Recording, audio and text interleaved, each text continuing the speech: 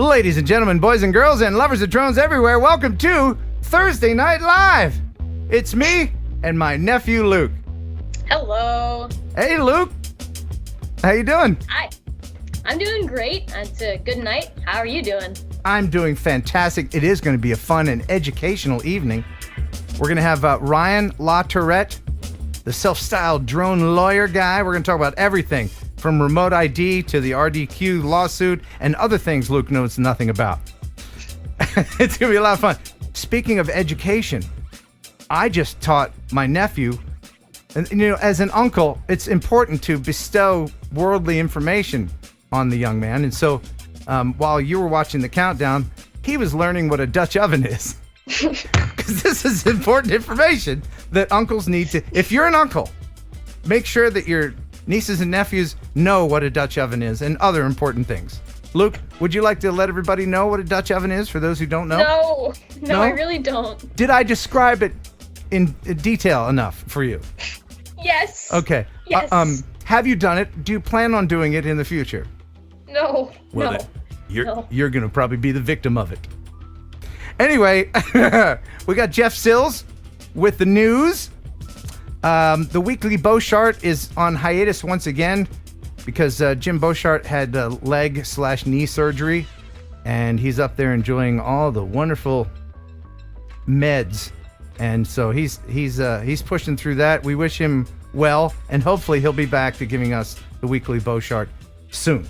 But Luke, you know what's even more important than teaching your relatives what a Dutch oven is? There's a lot of things, but no. Well, one of the most important things is that you have to take care of your advertisers. And one of our favorite advertisers of all time has been Pigeon Jerky, the Cadillac of processed meat. You'll enjoy Pigeon Jerky, the Cadillac of processed meats. You'll enjoy Pigeon Jerky, and you'll give your family a treat. It's balanced nutrition to help them grow. Yeah. And it's full of fiber to make them go. Here we go. You'll enjoy Pigeon Jerky. Pigeon Jerky, the Cadillac of processed meats. Yeah. Oh, thank you, Pigeon Jerky, a fine sponsor since 1977. Your thoughts on that, sir? That was amazing. I think that really inspired me to want to get Pigeon Jerky myself, if I can be honest. Yeah, grab a bag. It's available everywhere and nowhere, all at the same time. Wow. Yeah. So just to let everybody know, the goal for tonight is 10 new members. So far, 0 new members during this stream, but you have plenty of time to become a member, and then you will be privy to the exclusive content that we filmed before we started this stream. And I can tell you that most of you have probably seen the Parasailing Mini 3 video, but I bet a lot of you haven't seen the behind the scenes with the girls in the parachute, because they were holding a camera and they didn't know that the audio was really good. So they said some interesting things up there, and you will see that if you become a member and enjoy our little discussion, members only discussion. So Luke, kicking things off, do you have a joke for us? I know you've been perusing the internet for the best internet jokes. Let's hear the first one. All right, sure. Yeah. My one problem with Russian dolls is that they're so full of themselves. Ah, I like it. That was really good. Yeah. That was good. That was good. Thank you. I'm here all week. Yes, you are. All night or whatever. Until bedtime, right? Until bedtime. So before we get into the news and all the other things that we have to do tonight, and by the way, I've got lots and lots of great viewer video that has been stored up since, the 2 weeks ago. So I think this is going to work out doing the show every other week. So far, so good. It's given me some extra time to do more regular content. And so before we get going with everything else, I have to mention X-Jet. Bruce Simpson. He's down in New Zealand, and he asked me to mention something to you. He says, hey, Ken, can you do me a favor and give our hashtag Save the Tower campaign a mention on your show. He posted a video, and I'm going to play a little bit of this video for you right now. It's about that famous tower. If you watch his channel, you know what I'm talking about. Here it is. This video is a call to action for all of you who watch my videos and have seen that Tokoroa airfield tower in the background or at the start of videos. It's become a bit of an icon around the world associated with the hobby and having fun in the hobby, and I think it's very, very important that we preserve that icon. Also, I know a lot of you have said you've put it on your bucket list to come to New Zealand, come to Tokoroa, come to our airfield and see that tower for yourselves. In fact, people come quite often. Had one just on the weekend, came and had a look. So we, and when I say we, I think we, the global model flying community, certainly subscribers to this channel, need to protect this tower because the local council, who just 10 years ago called this a valuable council asset, they want to knock it down. They want to demolish it. They want to do that because they say it is in a poor state of repair. It hasn't been maintained. It's becoming dangerous. Well, who the hell's fault is that, do you think? Well, it's a very intriguing story. The rest of the video, you can see there's a link in the description. Help Bruce save his tower. You know, we've all got our locations that we like to fly, and there are landmarks there that we would hate to see go, and his tower is one of them. And by the way, Bruce will be, when TNL returns in 2 weeks, he will be our guest on August 4th. So, you like kiwis? Luke? Me? Yeah, do you like kiwis? I like the fruit and the bird. Ah, well, do you know the people? There's people named after kiwis? Well, New Zealanders call themselves kiwis. Well, I like people from New Zealand. They seem pretty nice. They do seem pretty nice, don't they? Awesome. Yeah, their accents are pretty cool too. They are really cool. Now, you know who else is cool? All the people who have been super chatting as I do. Hark, I hear that super chat train coming around the bend. Let's hop on that super chat train and help Luke get a really good Christmas/birthday gift this year. That's where the proceeds are going. Direct to this cute little guy right here. So first, I want to thank the early adopters in the pre-show. Thanks to all of my Robs. Look at all my Robs. They came through. Thank you, Robs. Rob Muller says, hey, buddy, glad you're back. Cheers from Harlem. Drone Rob says, finally Thursday. And Aviana Rob C says, what did SpaceX's grass smell like after the drones filmed mowing it? It had an Elon Musk. Get it? That's good. That is good. All right, so let me go in here and just see as the super chats are coming in. Thank you, everybody, for your support. Really, really do appreciate it. We've got 10 Toes. He reminds us that he's been a member for 15 months. We got 2 new members, Luke, that want to see our content. Just since then, they've become members. 2 new members. Thank you, guys. WHM3, $20. Thank you very much. WHM3 says 30 days till Minefield. Who's in? Yes, and Luke, you're going to be there at Minefield, right? The big I am, yeah, I'm going to be at Minefield, big I think. drone event coming up Saturday, August 20th. I'm going out there this weekend to film the final promo, and I can tell you that you're going to see some celebrities out there, including Joshua Bardwell and a few other surprises, Jason Shappert, and the sculptor has put in some new stuff for us to fly around. So Billy Tripp is working hard to make it a very fun experience, and that is in just about a month. Ken Torbeck, $5. He says, I know people yell 50 or 50 when a cop car shows up. What do they yell when your drone patrol car shows up? 107? Yeah. Darn, I don't have any pictures, but I did finally get the graphics on my cop car, and so it really does look like a cop car now. It's got the star on the side that says Drone Patrol. So that's fun, and you'll see that at Minefield, and Luke and my sister and the whole family's going to be there. Conan Mills, new member, welcome to the Heron Birds. Conan, thank you very much. And Alex Philistine, new member, welcome to the Pigeon Jerky Gang. Went right up to the Pigeon Jerky Gang. Thank you very much for becoming a member. I really do appreciate that.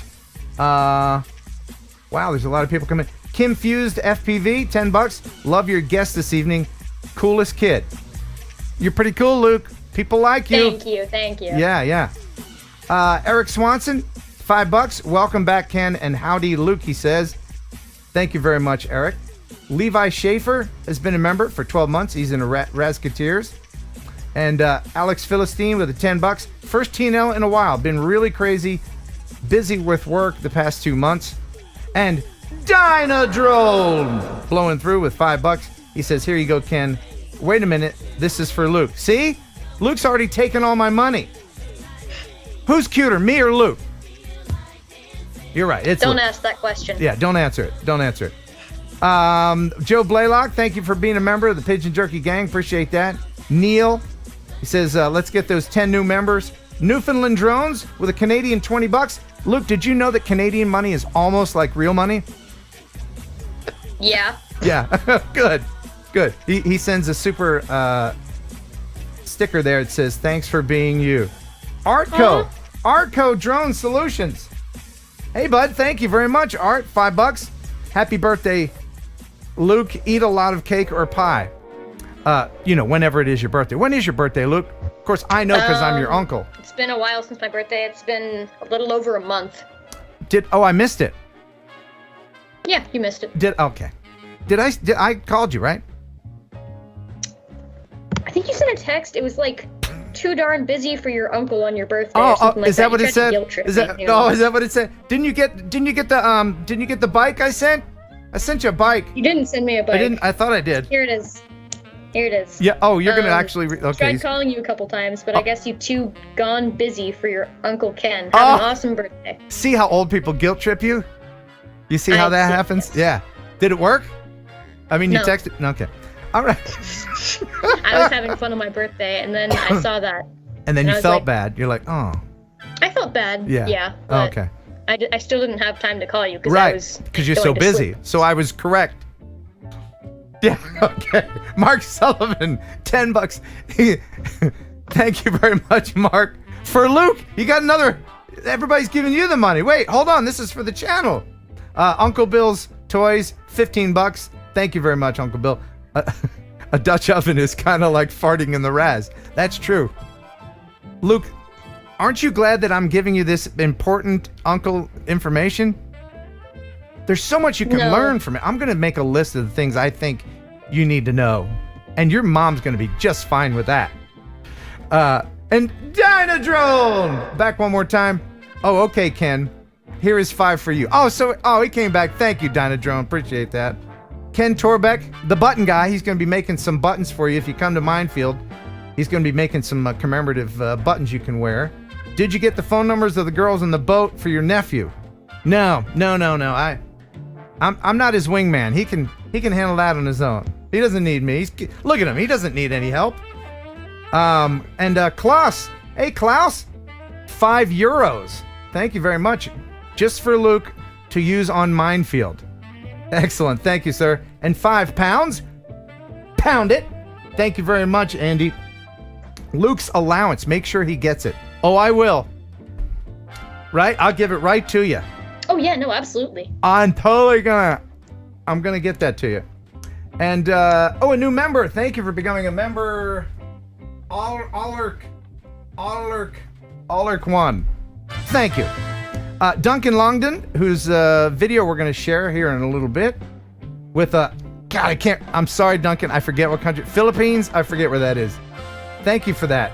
Dude's been too long, but need to get a riding on the TNL. Ride on the TNL Choo Choo. Good to see you all. My eyes are going. Luke, see what happens when you get older?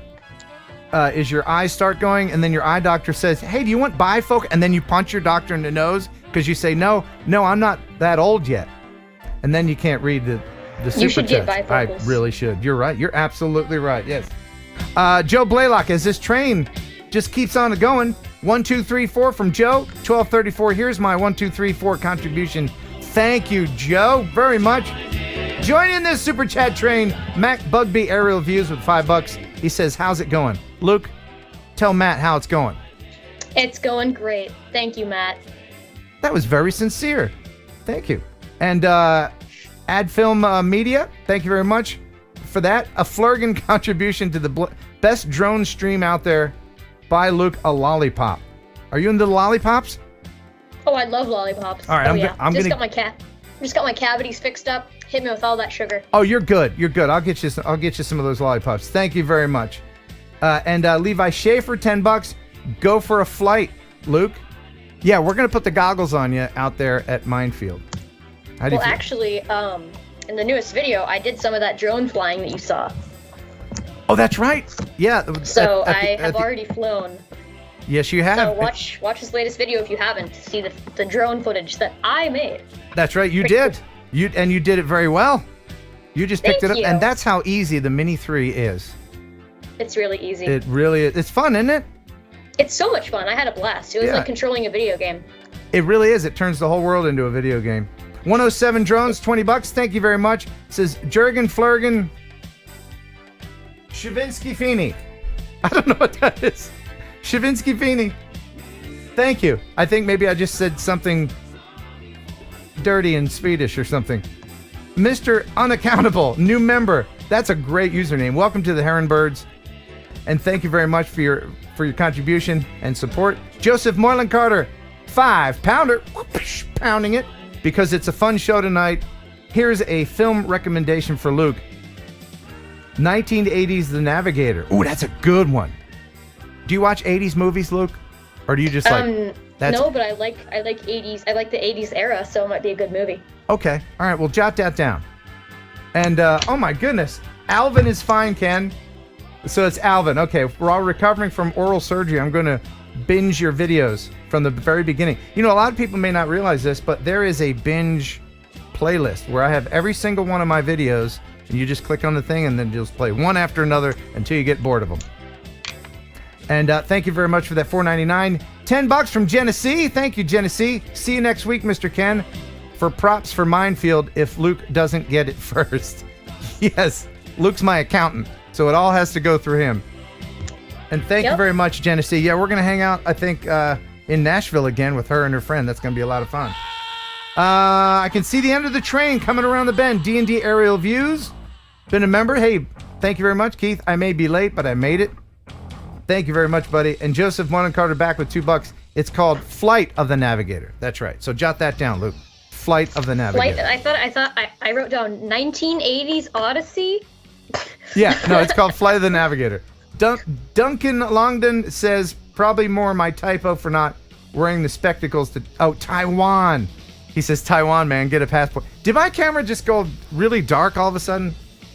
No, it's fine. Is it? I think my camera's starting to S the bed. Do you know what S the bed means? That's something I probably don't need to teach you. You probably already know that. Thank you for sending the Taiwanese money. And Keith's back with $5 as the caboose. Didn't miss the train, did I? No, you didn't, sir, and I appreciate it very, very, very, very much. Did I miss anyone? Good God, I don't want to miss anyone. Did I miss anybody? No, I think we're good. Are we good? Excellent. And with that, it's probably time to get into...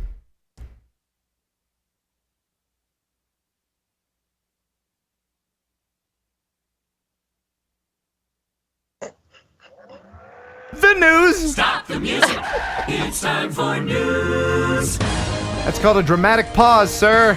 As we go into the drone newsosphere with Jeff Sills. What's going on, buddy? I'm dramatic? Hey, cool. You're I'll go with that. So dramatic. All right. So to start the news off this week, we have the Great Barrier Reef Foundation recently successfully used drones to count an aggregation of more than 64,000 turtles.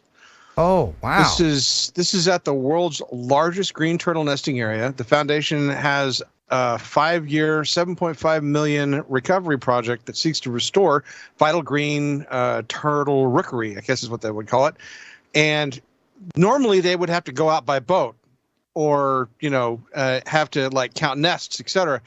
In this case, they were able to put a drone up and then digitally record all of the turtles and then count them. Wow, that's a lot of turtles. I mean, what do you do in that case? Do you get an exterminator? You just go out there and start clubbing? What do you do to get rid? I mean, that's too many. They're raising them on purpose. They're doing this on purpose. Oh, okay. Yeah. My bad. I thought it was an infestation. Okay. That's why it's called a rookery. Okay. Okay. Gotcha. Yeah. All right. I was going the other way because if I had that many turtles in my pool, I get the strainer for sure. Okay. Yeah. That's what we call the ocean. Oh. Thanks, Luke. See, the knowledge goes both ways. Appreciate it, buddy. Next in the news, we have a really great story about a drone that saves a man's life. Oh, yes, sir. They had a large Sounds area fun. to cover, and these officers were trying to do their best with the ground search. However, one of the officers did have a drone with them. Amazing footage from that drone that shows how first responders were able to find the missing man with the help of FLIR, a thermal camera. At one point, about an hour into the search, they saw a heat signature quite a ways away.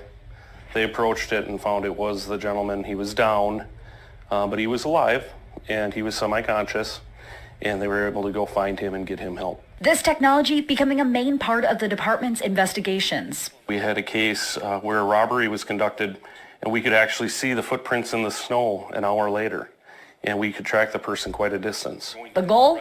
More cameras and more units toolkits. We have a large county. We have several officers working in a very large area, so having more than one unit allows us to approach from different angles, have more of the devices out on the road where they're needed. Tonight, the man is safe and was transported to a local hospital for treatment. The family says they are grateful for this technology. Somebody who doesn't know drones edited that video. Did anyone catch it? Luke, did you I catch thought it was pretty entertaining. Luke, did you catch the part of that video that's hilarious? If you didn't, I'll play it again and I will laugh where it's They supposed had to be a large hilarious. area to cover, and these officers were trying to do their best with the ground search. However, one of the officers did have a drone with them. Amazing footage from that drone that shows how first responders were able to find the missing man with the help of FLIR. See, because the Mini 2 doesn't have FLIR. I'm sure people they're pointing that out. Yeah, they're all laughing in there. See, that's how nerdy we are, Luke. That's how nerdy, because we're like, Mini 2 doesn't have FLIR. Your thoughts, Luke, on drone nerds. Your thoughts. My thoughts on drone what? Nerds. I mean, like, it's Yeah. pretty cool. I think drones are pretty awesome, so keep doing what you're doing. Oh, wow. Okay, he had an opportunity to expand on the nerdism, and he didn't. He went the other way. Bravo to you, Luke. Bravo. Thank you. Know your audience. Know your audience, sir, and you do. Yes, Jeff. All right. So next, the FBI joins recently into an alliance to launch the first of its kind drone deterrent project. Just one rogue drone It makes our aircraft divert or land. is all it takes to ground a firefight from the sky. It's in mandatory stop operations when we see drones operating in our emergency locations. We don't know what the operator is going to do, so the potential damage to our helicopters or our fixed wing is extensive. Let alone the danger to firefighters on the ground. Yet while unauthorized drones can stop aircraft from dropping crucial water or fire retardant on a blaze, that blaze churns on. It continues to burn, it continues to get bigger, it threatens people's homes, property, the environment. But Los Angeles County Fire is now going on the offensive, partnering with the FBI in a first-of-its-kind drone deterrent program that can hone in on offending drones in seconds. When the detection equipment finds a drone and identifies the operator's location, we can very rapidly get that information to a ground intercept team who can then go make contact with that drone operator. I set this up so that I would be notified if a drone crosses within the location, and it is very accurate. Speed, direction, elevation, where he took off from, and where he's standing. What happens when they do get to whoever's operating the drone? The first thing we do is order them to bring the drone back, explain to them that there's a wildfire and flying that drone during a wildland fire is actually a federal felony. We break the violators into 3 categories: clueless, careless, and criminal. And if it's just clueless or careless, we'll either issue a citation or even just warn them off and tell them not to do it. The overwhelming majority of people are happy to comply. Oh, it's been a great game changer. There is a very serious disconnect here with common sense and drones, because I think most of the people that are flying these things in emergency situations like wildfires and everything, they just think, it's a little drone. How can it hurt a big old plane? You know, they're not thinking about it, but it really can hurt the plane. And it can disrupt things because they don't know you. They don't know if you've strapped a hand grenade to it, or, you know, even if you just get a teeny tiny drone near a jet engine, that can be catastrophic. So Don't do it. Well, and also the aircraft that they use to go and drop the retardant and stuff on the fires, those planes are flying in environments and they're flying at their limits in some cases because of the thermals, et cetera, coming off of the fire. The pilots have so much that they have to be focused and concentrating on just to do that job, that to add now the fact that they need to watch out for a drone to that mix it can overwhelm a crew that's already trying to do something that's exceptionally hard. So it's a good idea for the FBI to help out with this. And I think localizing, because we've seen drones block fires in the past. I've done news stories on this before, and they didn't find the people that did it. And in this case, they would have the technology to be able to localize those individuals, hopefully get them to bring the drone back in time for the fire department to be able to continue fighting the blaze and stop it from causing further damage. Right. And the authorities will give you the benefit of the doubt, unless you're out there, like, screw you, I'm going to do what I want, America. Then you're going to see the inside of some jail cells. But just don't, and I say this most sincerely. Luke, cover your ears for a second. Good. Could you cover? Okay. Don't be a dumbass. Right? Yeah. Oh, wait, he can still hear. Luke, you're cheap. All right. All right. So the next story is catered specifically for Ken, because Ken will love this. Residents at a quiet ranch town in Lockford, California, discovered that their town was going to be an Amazon delivery drone testing site. And they've made it perfectly clear that they don't want drones invading their privacy, and most likely they'd be interested in just shooting at the drones. Where is this again? This was in a town called Lockford, California. Oh. Yep. The town has mentioned on several occasions that they've threatened to shoot down any drones that fly from Amazon over their area. Are they importing Louisianans into California, or they're just doing it on their own? Yeah. This is why we can't have nice things. This is what I keep saying. Because Luke, did you know that I don't even know if you'll live long enough to see tube socks being delivered to? I mean, your uncle will be long dead, and I won't see tube it. Tube socks? Yeah, like just the most innocuous, just random things. You're not gonna be able to call the Walmart distribution robot and have the robot put the socks in the drone, and it's just not gonna happen. It's just not. I have tube socks that I ordered from a drone. Did you? Yeah, I do. Luke, are you just They're being still... contradictory? Are you just taunting your uncle? Are you trying No, to I actually... Do you want me to go get them? I believe that you have tube socks, but you're going to have to show me the delivery drone. I don't have the delivery drone anymore. You're lying, sir. Didn't your mother teach you not to lie? What's stopping me from just saying that I flew the drone to my own house and I put tube socks on top of it? Oh, well, okay. So, but it didn't look like this. Yeah, well, what if I said that I painted it? What would you say then? Yes, Jeff.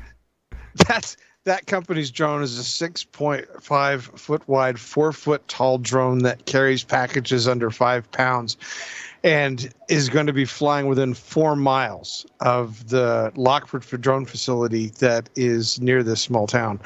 So them shooting at a drone that large would be a major problem. Yeah, not to mention everybody is pretty litigious when it comes to drones nearing their property.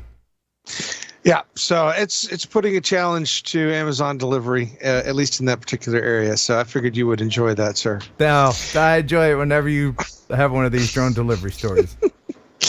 All right, so 2 men in British Columbia have been charged after they allegedly used a drone to smuggle drugs in a Manitoba prison. According to the RCMP officers at Stonewall, they received a report of a drone flying above and into the Stone Mountain Institution at 3:20 a.m. on July 3rd. The officers responded, found the people that were essentially flying the drone in a vehicle on Highway 7, stopped the vehicle because apparently they were driving it while flying the drone.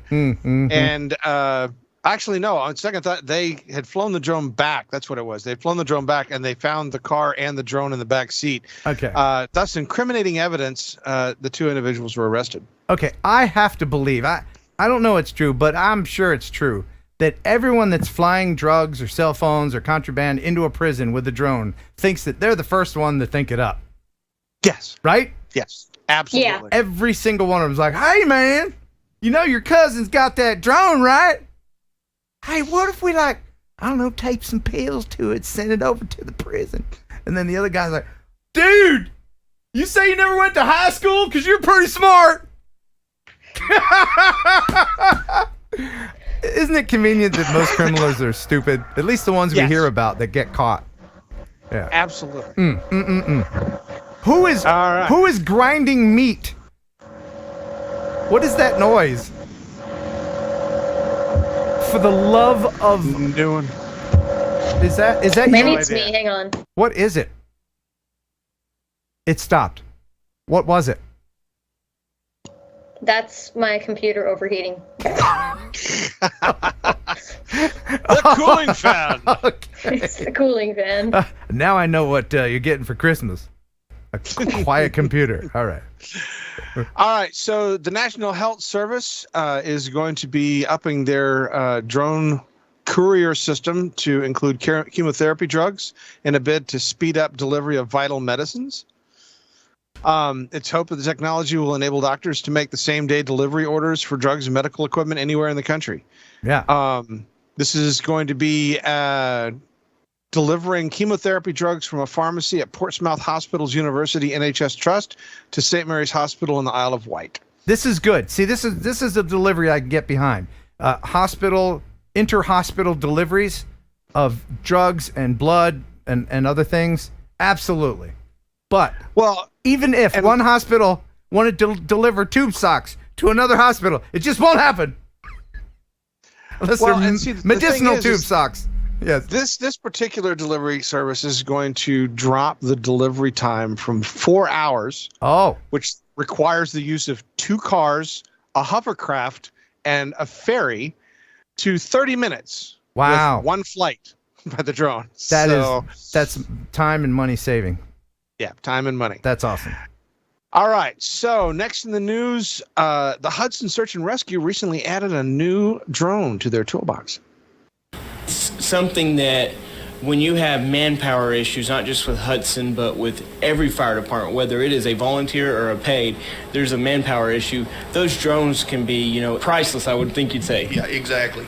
A drone is just, it's a tool in our toolbox. It's really a force multiplier. So we're able to use it when manpower is low, as well as a safety issue to try to keep our guys safe, because it can be used in a lot of areas to where we keep them out of a area that is not safe to go in, even as a first responder. So besides the absolutely awesome paint job, the simple fact that that individual decided to use the force multiplier statement was the only reason that I had to well, in the news for you. I mean, when you put that many stickers on a drone, it automatically becomes a force multiplier. Yeah. Luke, you sit up straight when I'm talking to you, soldier. Sit up straight. Pay attention. All right, at ease.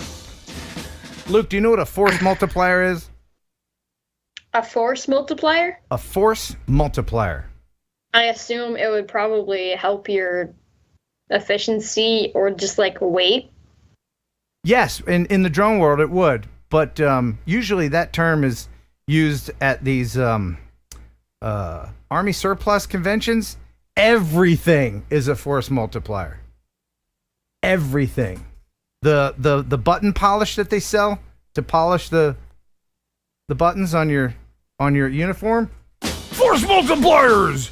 If you get it shiny enough, you'll blind the enemy. That's about right. Yeah. I digress. Back to you.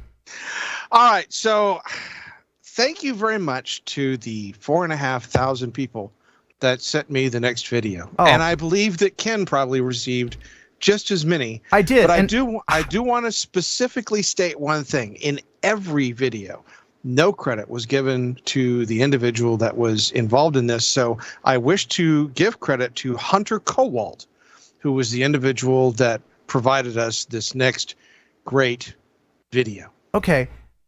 And I stand by the fact that we played this about 2 years ago or a year ago or something. The same clip of the same dude doing the same thing. and that we've fallen into the trap of TikTok recycling. By the way, Luke, I know you're a young whippersnapper, so you're not triggered by vertical video, but there's a rule on my channel that I will not play vertical video. So if I get any vertical video, I turn it into normal video. So this may look a little strange, but here it is. So the ball hits him and he crashes. Oh, that's hilarious.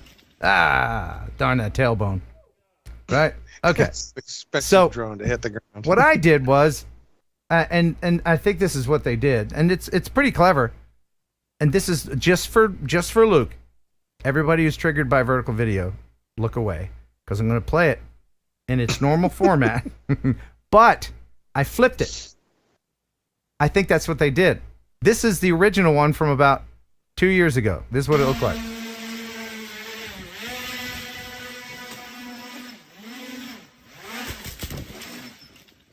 So, if it looks familiar, that's why. I rest my case, Your Honor. But thanks for sharing. If you have any news stories that you would like to share for the show, you can send them directly to Jeff in the news department. And what's the email address? TNL News Desk, I think, is the TNL News Desk at gmail.com. At gmail.com. There you go. All right. All right. So next and final in the news, we have some absolutely insane POV video. This is Tom Slavic, who was winning a wild nighttime urban downhill race, and the footage they got, really impressive. Yes, I love it when talents collaborate like this. The talent of the person on the bike and the talent of the drone pilot. Yeah, these downhill races that they do are insane enough as it is. The crowds being right up next to it, and the fact that the courses, I still try to figure out how in the hell they memorize the course. You know, myself. Right. I'm trying to figure out how they did the audio, because I think the microphone has to be on the bike because you can hear the whir from the drone. That's pretty constant. I think the audio's got to be on the biker dude. Yeah, that's what I'm thinking as well, because the timing is very, very close to being on point. You know what else? I like to think that I could fly like this. I think I could. I think I could. Why are you laughing? I think I could do it. It's pretty straightforward. There's a lot of obstacles I could do in it. this that I mean, several obstacles that I didn't see because they were in shadows. So well, this isn't the camera that he's looking. The FPV camera has better light than this camera. I hope so. It does, yeah. So there you go. Well, that's cool, man. I could totally fly like that. What do you think, Luke? Can your Uncle Ken fly? Is that good? Yeah, I think so. I mean, I've seen you fly around with the fast drone. You could definitely do that. Man, thanks, Luke. I love you, buddy. Awesome. You know what else? I'd love to watch you try. Good way you would let me. I would love to watch you try. I would also like to watch you try. I filmed a biker guy. He's got a few cuts in his back. I got close a couple times, but it still looks good. Yeah. All right, Jeff. Hey, thanks, man. Appreciate it. You are most welcome. Thanks for stopping by. Now get out. All right. That Jeff Sills. And now, here is Nephew Luke with a wonderful joke. Another wonderful joke. Well, you see, I was wondering why that ball kept getting bigger, but then it hit me. Ha ha! That's funny. That's funny. You know, being funny must be hereditary. It must be. I don't know who I'd get it from. Oh, right. Yeah, good point.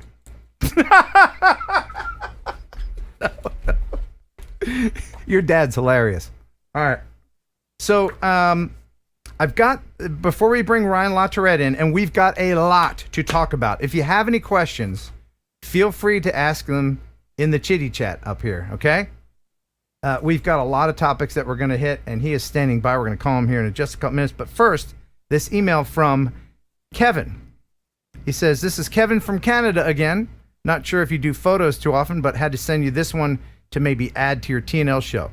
Instead of selling my DJI Spark after upgrading, I promised my daughter Eloise that when she was old enough, it would be hers. She just turned 6 in June, and I figured What the heck? I will take her to a large, open, currently unused field to get her started young. I had the spark set to beginner mode so she couldn't get too far too fast, and I was by her side at all times. She did really well, better than expected, and went through 3 batteries and is taking after her dad. And here she is. Isn't she just precious? Thought you may want to see a young pilot in the making. P.S. No comments about her using her thumbs. Well, you know. You live, you learn. You know. Your thoughts, Luke. When you flew my drone, you used your thumbs. I did, and it was amazing. It was very comfortable. Yeah, I think if you're a gamer and you use your thumbs, that's just a natural position. But you know, you could fly a little bit better if you pinched. I really don't think I could because, like, you have an extra finger when you do it this way, because otherwise you just like, and then you're like, I have to like reach all the way around the thing with my middle finger. Oh, but then no. you're just like. No. You just have to learn to adapt. You just adapt. You see, you just take. I'm going to learn, Luke, something else. So you pinch like this, right? Okay. Right. And then you have all these other fingers to do stuff with.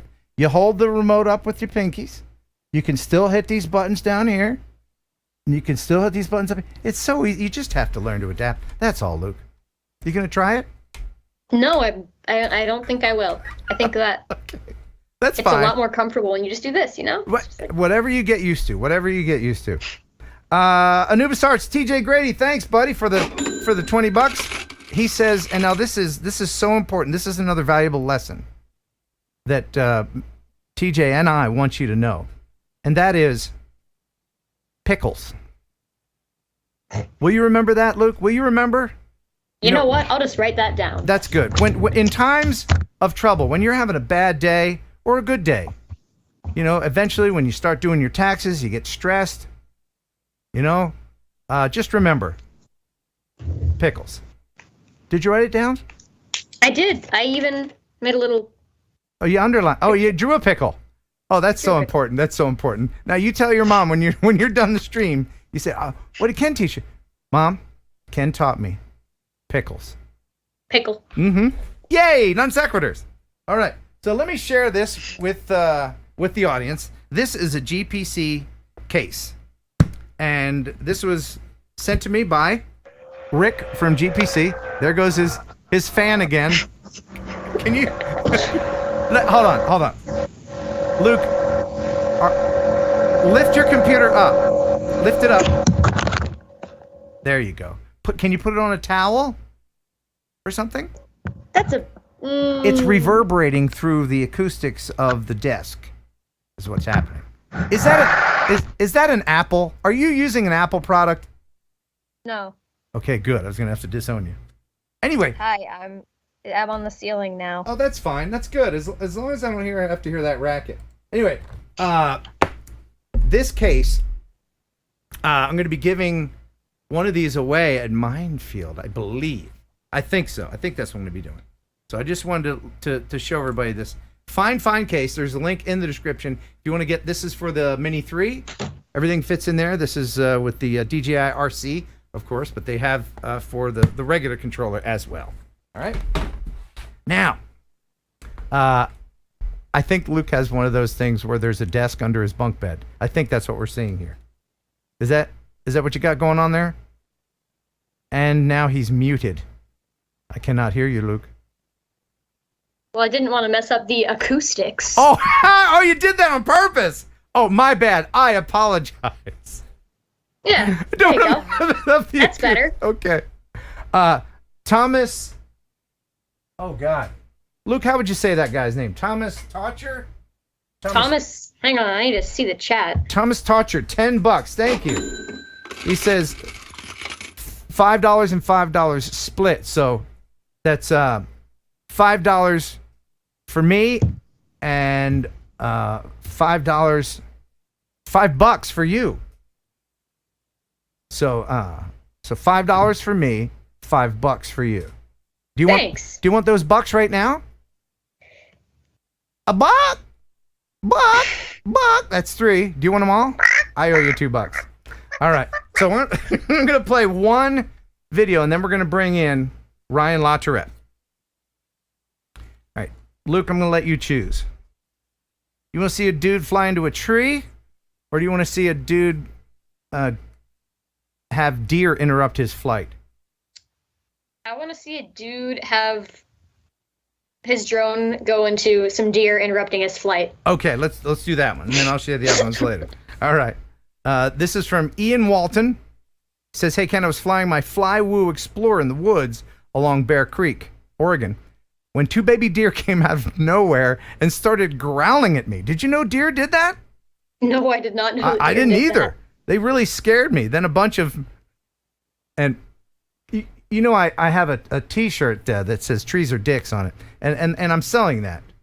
So you need to know about that, Luke. He said a bunch of dick trees came out in front of me and my quad and made it crash. And if that wasn't bad enough, the mama deer came out 20 seconds later and was laughing at me. Did you know deer can laugh and growl? I did not know this. I did not either. He says, "I'm moving back to the city where I can be safe from nature." Okay. So Nature is scary. It is scary. All right. So here is the scary deer. That's not it. That's not a deer. No, that's not the deer. Here it is. All right. So he's just flying along. And see, he has got his goggles on, so he can't see them yet. He doesn't know they're there until, whoa! And that's a drone, and they scared him so much that he went into a tree. Or the tree jumped out because, you know. Yeah. They're dicks. Anyway, so he goes to get his drone, and then here's Mama. Just laughing and laughing. You kids are funny. How about that? Wow. Thank you very much for sending that in. That's great. Yeah, nature can be funny or scary. But I mean, deer will attack you, won't they? Yeah. Yeah, they will. Yeah. I was at a cross country meet and some girl got hit by a deer that was like running across the field. Just knocked her down? Just trampled her. Oh man. Yeah. That's inconsiderate. Do you know your grandmother feeds deer with her hands at the lake? I do. Isn't that crazy? It's pretty wild. Yeah. It's pretty wild. Yeah. All right. So now we're gonna bring in Ryan Latourette, and we've got a lot to talk about. And Luke, what I want you to do is, I want you to try not to fade away when you're listening to all this knowledge that we're gonna throw down. Okay, about drones. You're gonna learn a lot. Okay. But while I'm dialing him up, Luke, if you would hit me with another fantastic joke. So, why did the chicken cross the road? Why? To get to the other side. See, that's new to a 13-year-old. Why did the monkey cross the road? I don't know why. Because he was stapled to the chicken. Ah, very good. All right. Yeah. See, all the jokes are new again when you have children. All right. Oh, there he is. Hey, Ryan Latourette. Welcome to the show. Thank you for having me. Welcome to the show. Ryan, Luke, Ryan. Hey, Luke. Hey. Hello, I hope Ryan. he's paying you 6 figures for this, right? Oh, yeah, no, definitely. $5. Yes. Well, if you include decimal points, I am. So, Ryan, we've got a lot to talk about. There's a lot going on. We've got a video from someone who sent that to me about Cape Canaveral, and we're going to teach them a couple things, I believe. But first, do you want to start out with something everybody's wondering about, and that is the RDQ lawsuit? You want to just get that out of the way and give us an update on that? And well, as much as I can. Yeah. So. and just for Luke's sake, Luke, there's a company called Race Day Quads, and they have a lawsuit against the government, and we're about to get an update. What's going on? Anything new? Any movement? It's always fun when you sue the government, Oh, right? yeah. Oh, so fun. Always. So first, let me say, for anybody who doesn't know me, my name is Ryan Latourette, and I am the Director of Regulatory Affairs for the Great Lakes Drone Company in Michigan. And one of the things that I do constantly is drone cases, especially dealing with preemption, state preemption as the main thing. But yeah, RDQ is one of those things that we are very interested in. Race Day Quads sued the FAA over Remote ID. And Remote ID is supposed to go live in September of 2023, so next year. But in order to do that, they first have to come up with the protocols as to what's going to be broadcast over Remote ID. They haven't done that, right, at all. And that has to be incorporated by the manufacturers in September of this year. So we're only a couple months away, and we still don't have the protocols. So let me translate for Luke real quick. Yeah. Okay.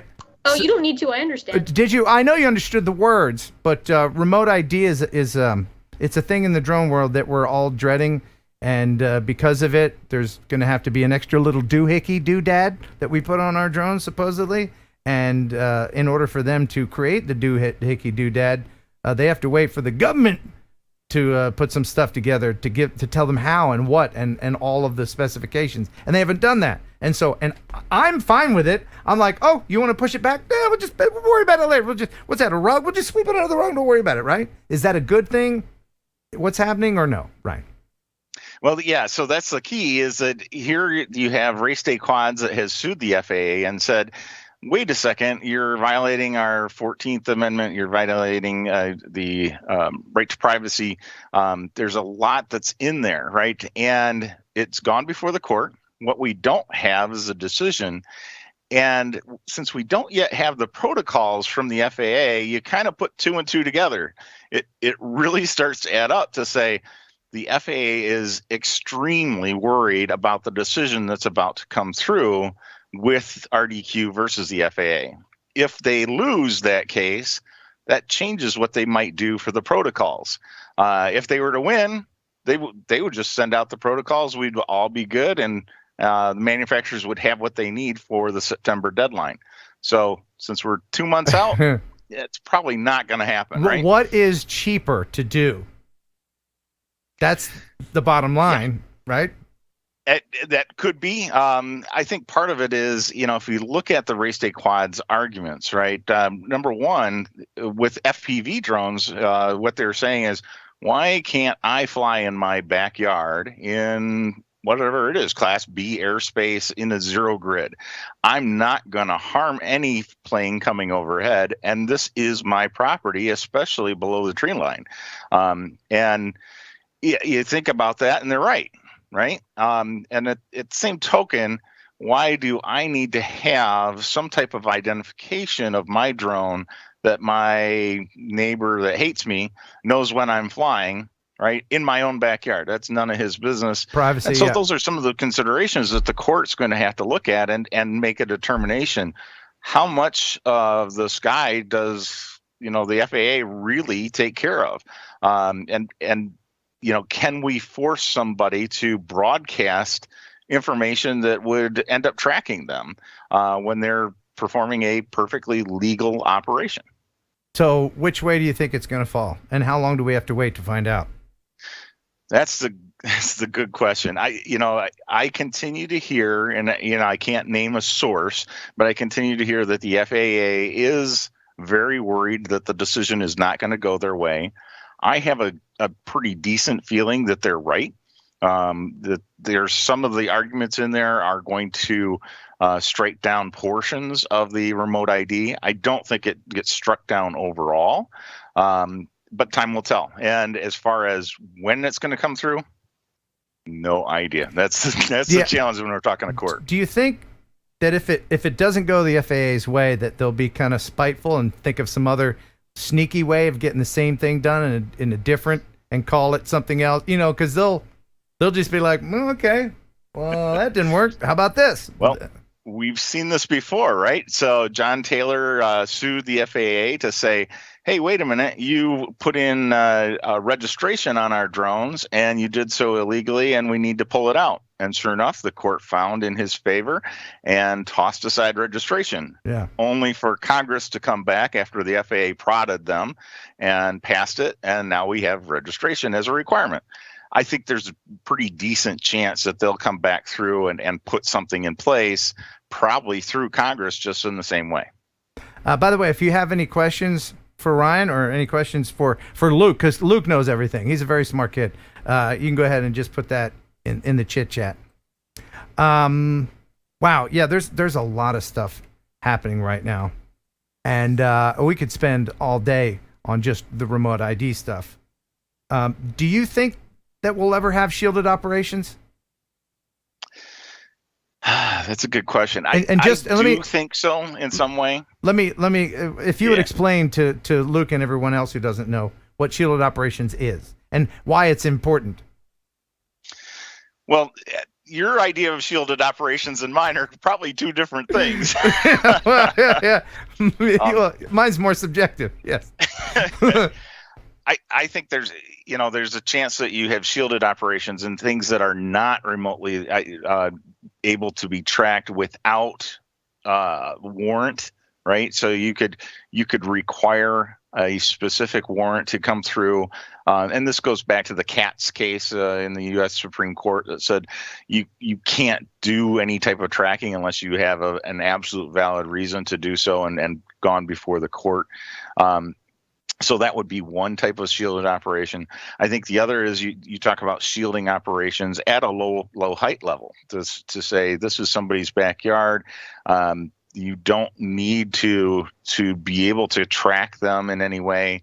And that comes from the idea that we are going to see priority given to certain drones. We're already starting to hear that chatter where, a heart transplant donor drone is going to be flying through the sky and be given precedent over other vehicles.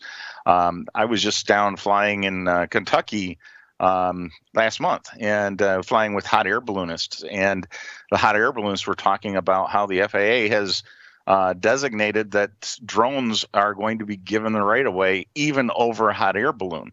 And so they're a little upset about that, but that's some of those operations where they're going to start prioritizing certain drone usage, whether it's a police drone coming through or an ambulance drone, something of that nature, and giving them priority over other aircraft. Yeah, and Luke, just so you know, I think the shielded operations that people are most familiar with are now. Luke, if you were going to fly a drone next to a building that's 3 stories high, you would think that if you don't go above that building, you're not going to have any problems with any manned aircraft, right?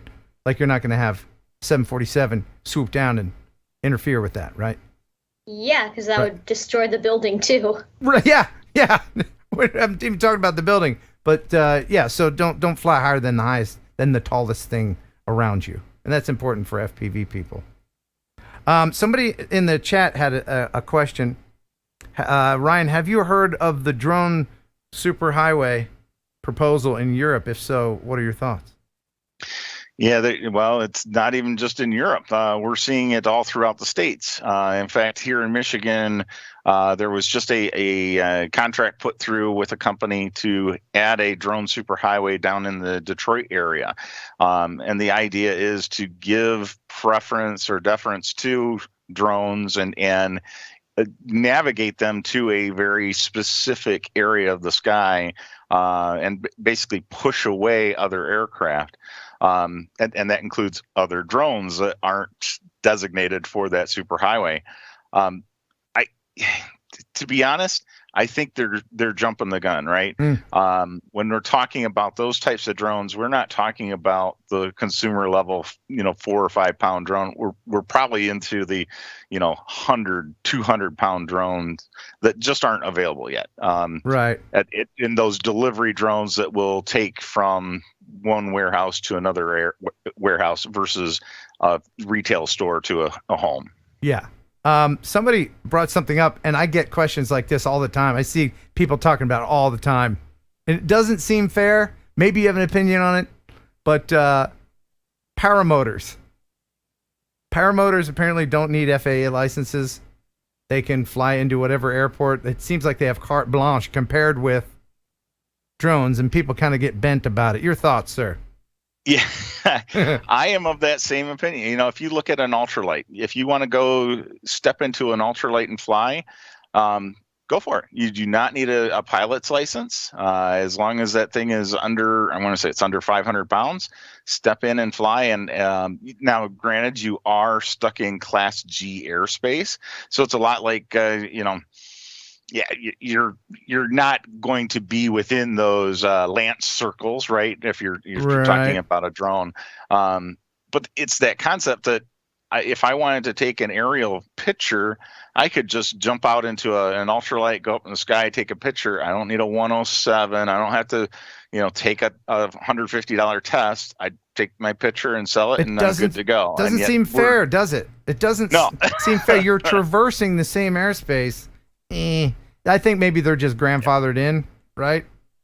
Or something. Yeah, I don't know what it is. So. And the concept too is, if you have a 500-pound paramotor or ultralight in the sky, you think about that.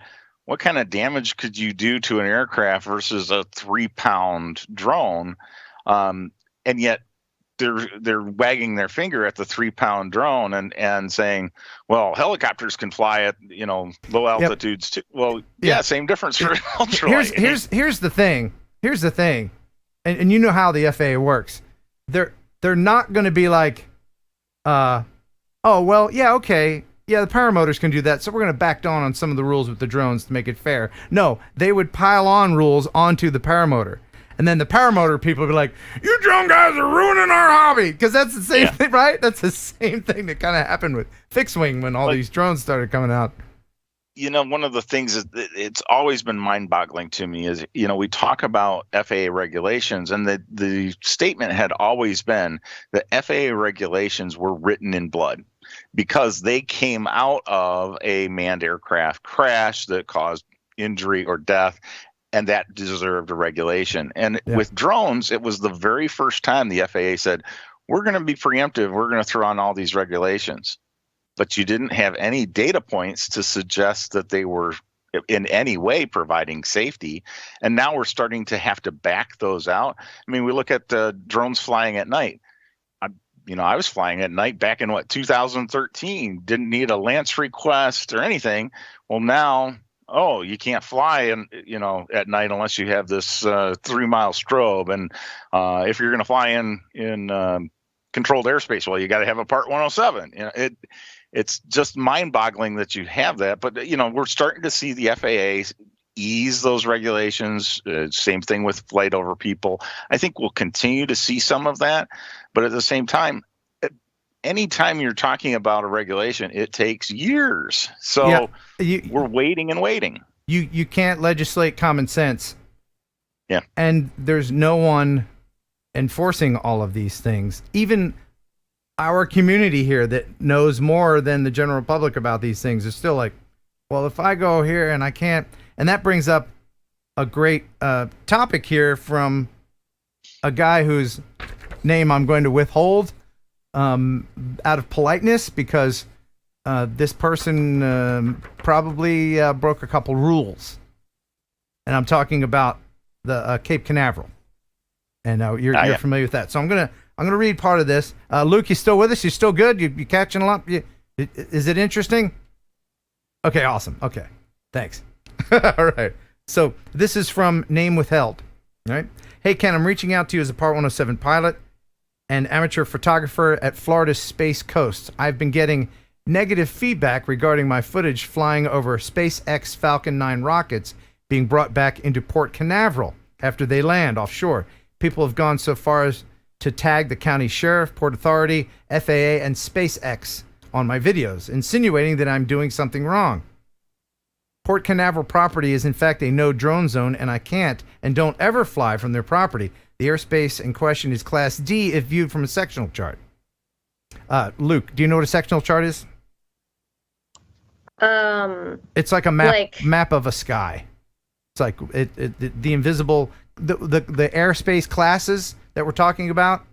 It's like Class G, and then C and D, and that's like where the big planes fly. That's like. Oh, that makes sense. So like levels of where your drone's flying and altitude. Right. So we don't bump into each other and all that stuff. The local tourist helicopter frequently operates in the same area. Photographers are on board doing the same thing as me, and yet still some of those same individuals that have shot the jurisdiction to enact a no drone zone on their property under their current state zoning. This seems like something right up the alley of your friend Ryan Latourette. Sincerely, name withheld.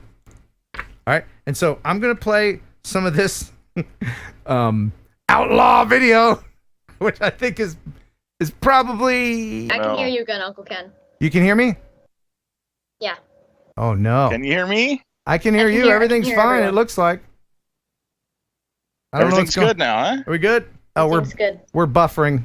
Stand by as we buffer. Oh boy. Come on, Wirecast. Yeah, right? That's what I'm saying. Thanks, Wirecast. Can you hear me now? Are we good? I'm Yeah. good. Are we Yeah, we're back? good. Are we back? Yeah. And now we're good. Yeah. If I'm still doing this, then just refresh and it'll come back. We all good? All good. All right. Did you hear the letter? Did you hear all that? You're familiar with this. Okay. I heard it all all, right. yeah. Your thoughts, Ryan? Well, it's a great thought. You know, he went through the rigmarole of looking at the sectional chart and trying to understand: am I in controlled airspace? Am I going to, need a Lance authorization? Looking at the video, I can see, he's not flying over any people. He's certainly probably within line of sight, it appears. So in all those respects, it looks great. One of the things that is a challenge is that the sectional chart does not always show what all is going on. So there's some other tools that you have to think about when you're making that assessment of whether or not I can fly in that location. Certainly one of those things is to check for a TFR. In this case, there was no TFR. He's good there. But I would always recommend before any flight, doesn't matter where, even if you're in Class G airspace, you want to make sure that you are not in a TFR. If you are, don't fly. The next bit is to look at the FAA ArcGIS. The FAA ArcGIS is a map that shows all the no drone zones that the FAA has established, and it clearly shows special use airspace as well. If I'm looking at this and I tried to get it right down to the point where he was flying, I do see that he's in special use airspace according to the ArcGIS. I've actually pasted the link in the chat under my ID, Ryan JL, and so you can go out to that and see it's all zero grid Lance. So to be able to fly there, you're going to have to go through the FAA drone zone, make a manual request to get that exception for that airspace authorization. Given the letter, I don't think that he did that, and I think that he went off of the idea of whether he looked at a loft or Skyward or what other Lance application and said, I'm good to go. I don't need an authorization. It sounds to me like he tried to do his due diligence and just got caught up by, the dynamics of the whole thing. Because this, if you look at this, I mean, this looks like something you shouldn't be flying over, doesn't it? I mean, just your inner common sense is like, maybe I shouldn't be 10 feet off the top of this rocket. I'd be scared. Yeah, to right? go near that. Yeah, and it's all burnt up and stuff. Like, I don't know, man. Honestly, I would fly that. Definitely. Oh, I it would looks too. like I would- something that I would do. It's just a matter. Yeah, you're right. It's probably a matter of checking a little more closely to make sure. And I think in this case, he's in those zero grids, and that would be a concern. If it was wide open, all green, no TFRs, no zero, I would take a FPV out there and dive that thing. I would risk it for the biscuit. You know what I mean? But I don't know. It's great footage. Yeah, it's great footage. Where does SpaceX launch from? Where are they towing this to? Cape Canaveral, just where they would launch all the rockets? Yeah, and that's the other piece of his letter was asking the question: does the port of Cape Canaveral have the ability to make the regulation of a known drone zone? And so that's a completely separate question, right? So we have a government entity or a private entity, we don't know, right? Making a rule to say you cannot launch, land, or operate from our property. Now, in the state of Florida, they have statewide preemption that says a local government cannot create or enforce their own drone ordinance. So if that's the case, right, if that's a government location, then they would not be able to create that enforcement or enforce that enforcement and be able to fly there. I'm worn out. How we get? Is there ever going to be a time where it's just one app to like give you a green light or red light, and we don't have to worry about all these little dip-de-doos, right? Yeah, because it's very subjective. It's very subjective. I'd probably want to fly drones more if there wasn't so much of this. See, that's what I mean. Like, there's so many people. I get emails all the time like, nah, the hell with this. There's too many rules. I'm selling my drones by go-kart. Luke gets it. Yeah. Yeah, I mean. And that's why I'm going around the country advocating that we have a need for each state in the union to pass a statewide preemption law, right? Michigan was one of the first to do so. And it has having that in place to say a local government can't create or enforce their own drone ordinances, then automatically you're going to be able to look at lands and go, I can fly here or I can't fly here. And you'll have that understanding. Granted, I wish the land applications would start to do special use airspace and TFRs and be more up to date with that. That's a large ask, right? But just having statewide preemption across the board, all 50 states, would be fantastic. You deal with a lot of people directly that are having these issues in municipalities and getting charged with things. Do you find that the government is just wearing them down to try to, because it's going to take a lot of people to set a precedent to where it starts falling like dominoes. You're like, okay, this municipality did this, so we're not going to do it on and on and on and on. But it takes individuals that get into these situations to take their time, their money to follow through to do this. And not everybody is up to that task. And I think that's the key. Not everybody's up to the task. So what we do see are folks that, they'll get the ticket for flying near a stadium and they'll go, oh, I guess I was in the wrong. I'll pay that fine and away I go. I won't fly near a stadium again. And then you have somebody else who questions that, like, wait a minute, I thought I could fly at the stadium. And then they'll ask the question, can I, fight this? And that's where I'll come in to say, yeah, you're in the clear, or sorry, you're not in the clear. But it is going to take on a one-to-one basis to try to fight these tickets, and then at the same token, if you fight it in one locality, now you got to turn around and fight it 2 towns over. It becomes a real challenge, and that's why if we have the state law in terms of preemption, we can fight it at one county or one city and then start shopping that around to those other locations that have the ordinance and say, look, we won in court. Do you want to challenge us? Because we're coming after you. And that's what we've done in the state of Michigan very successfully, and we'll have a statewide precedent here this next year. I get emails from people all the time asking me, all right, so I'm in a wildlife refuge. Can I fly there? I get questions all the time about people. Can you fly over a state park, or is it a national park? Can you fly in a national park at all? And all these little variations of things like, okay, if it's 3:15 at 2 a.m. and there's nobody there and I'm wearing red shoes. Yeah. It's... And I get the calls as well, of same kind of calls there, but I also get the calls from elected officials that say, hey, I'm, looking at putting in an ordinance and disallowing flight in my city. And then I'll ask the question, well, what are you going to do when the FAA comes out and allows beyond line of sight?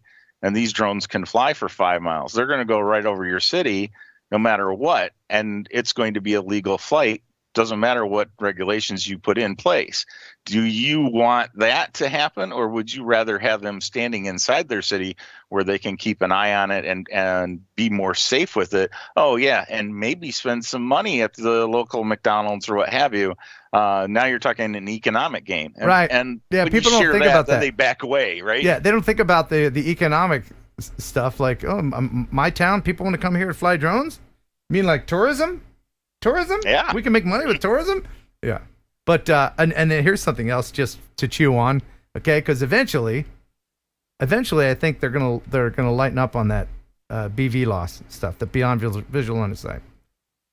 Yep. And if they do that before cellular drone technology is perfected, then we got trouble, right? Because, oh yeah, you can fly a drone wherever you want. Then they're like, I got my new cellular drone. I'm going to fly to North Carolina. Right? I mean, battery technology notwithstanding, they're going to be able to go far. And I think, you know, that's one of the interesting things I had. I was at a company, DXC, that had a drone lab down in Australia, and I became a special advisor to that lab. They had already started to take Alexa from Amazon, and you would be able to talk to Alexa to fly your drone, 200 miles away or 400 miles away. And it was quite insane, right? That it used what's called What 3 Words. What 3 Words is a technology where you map out grids of the entire Earth, and each little grid is defined by 3 words. So I could say, "Hey Alexa, fly X drone to," and then say 3 words, and it would launch the drone and fly the drone to that location. right. I think they use that sort of grid stuff for mail in like Afghanistan and places that don't have street addresses. I think they use that same thing, right? Yep. Yeah. Luke, you still with us, Luke? You still here? I'm still here. I'm good. actually pretty interested in the whole grid thing. Oh yeah, Luke It's pretty loves. awesome. He So loves. it's like it just knows the location, so it doesn't need to do anything else. It's just like, all right, I'm going to this location. I know it, so it's just gonna zoom on over there. Right. You don't need an address or GPS coordinates. It just knows it. Yeah, That's pretty awesome. Luke's a grid guy from way back. Hey, Luke, your mom just super chat $10. Hey, thanks. Really? Thanks, Julie. Thank My you, sister Mom. supports the channel, and she's a member. Thank you, Julie. That's awesome. I think that money's probably your allowance. So I'll give that back to you. So now before we let you go, and we could talk all day about this stuff, and you're very knowledgeable, and I hope you'll come back again soon. But I think didn't we need to touch on East Rutherford, New Jersey? We do. Very, very briefly. Tell us what's going on there. Yeah, so we were talking about, flying near a stadium. Can you do it? Can you not do it? East Rutherford, New Jersey is the home of the MetLife Stadium. I believe the Giants play there. New York Giants in New Jersey. Go figure, right? And East Rutherford put in a drone ordinance that said you cannot launch, land, or operate from our property. You cannot fly under 400 feet over our stadium. And they were expecting that would hold. So this individual had gone through, had flown from the property, and was getting his shots. Security approached, said, "Hey, you can't do this." And he was ready to pack things up when they had called police, and police were there to issue a ticket. So he has been cited. I have written up a motion to dismiss for him that cites the New Jersey state law that says you cannot have a drone ordinance, a local drone ordinance. Everything rolls up to the state, which basically takes all the wind out of East Rutherford's sails in terms of their ordinance. And part of that motion to dismiss also looks at that idea of fly over under 400 feet, right? So not only were they preempted locally, at the state level by their local ordinance saying you can't launch or land from that property, but that was also that you were preempted by the federal level where the FAA has sole jurisdiction over the airspace. That goes to court here, I want to say next week. And so we're about 6 days away at this point from him having that court hearing, and I suspect we'll have a dismissal and go from there. And that'll be some good precedent. Yes and no. It will get rid of the ticket. It's certainly something that we'll then be able to use to shop around, and obviously we'll go to East Rutherford and say, here's proof that your ordinance is invalid. You want to take it off the books, or we're going to do this all over again. It's a way to scare those localities, knowing that hey, if you want to keep this on the books, inevitably we're going to come through and sue you with an injunction to try to take it off the books, and we're going to win. So you can either spend piles of money on a lawyer or little or no money to just take it off the books. And most places are smart enough to say, we aren't going to take a chance in the court, especially seeing how a case has already come through. It's always about the money, isn't it? Yes, it is. Oh, man. They're just like flinging themselves around, being like, yeah, you want to take it off the books, or do you want to pay a huge amount of money? Like, yeah, well, what you going to do, huh? What you going to do? Yeah. Kind of, Yeah. it's not nice. It's going to come down to fisticuffs.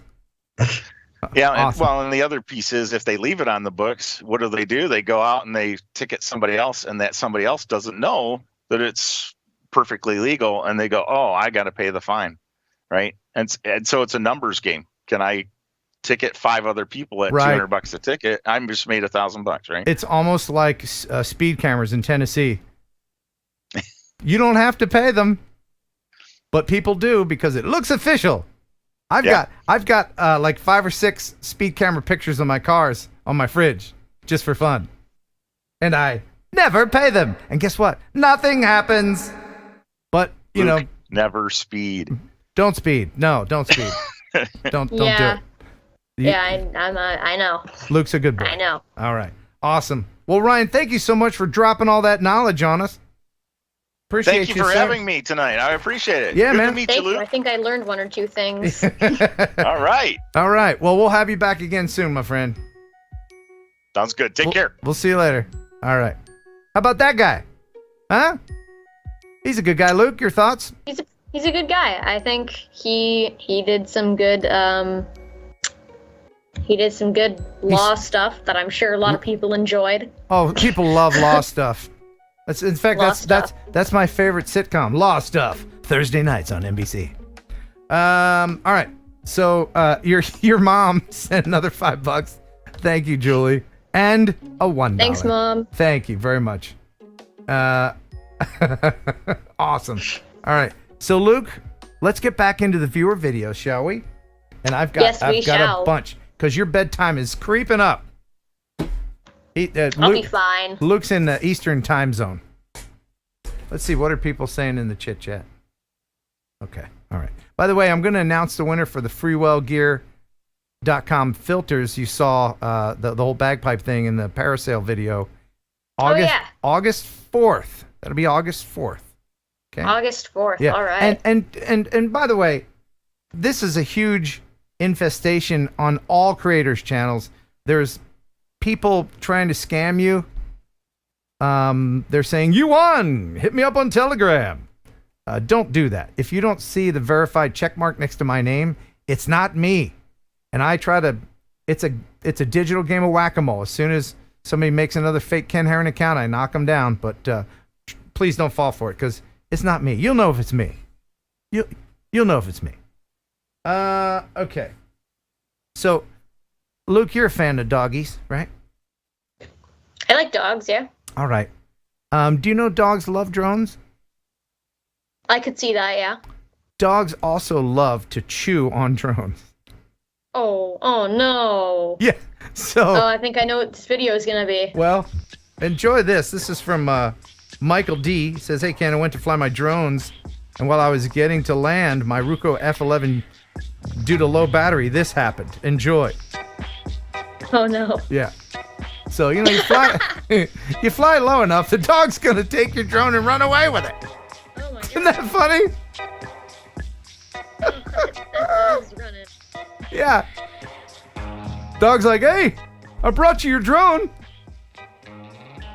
I think there was a dude flying. He brought it back to him. If you can teach your dog to do this without destroying your drone, that's a good thing. Boy. What a good boy. Certified A+ good boy. Yes, sir. Yes, sir. Awesome. Thanks for sending that in. By the way, if you want to send in a video to be on the August 4th edition of TNL, you can send it here. KenHeronUpload@gmail.com. Make sure you send me a link, a streaming link like Vimeo or YouTube or something. Don't send me a big, huge honking file because my computer goes, no, I'm having none of that. And remember, let me know what your music is, because if it's not Epidemic Sound, link in the description, it's crap. That's their slogan I made up for them. I don't know if they knew they made them a slogan, but Epidemic Sound's got lots of music, lots of sound effects, and all the best stuff for your videos. All right. Oh, now, Luke, you're a man of the world, I can tell. You're a jet setter. You've been around. You're a traveler.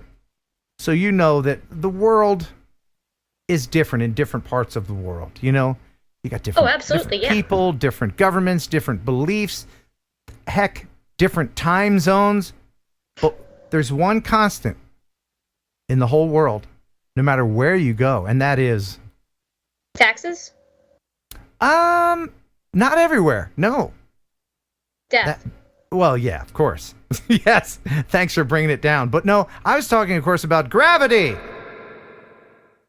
Gravity is pretty much the same. Bringing it down. Bringing it down. Ah, you're picking up what I'm throwing down. That's good. All right. That's a good one. So this is from Duncan Longden, and he's in Taiwan.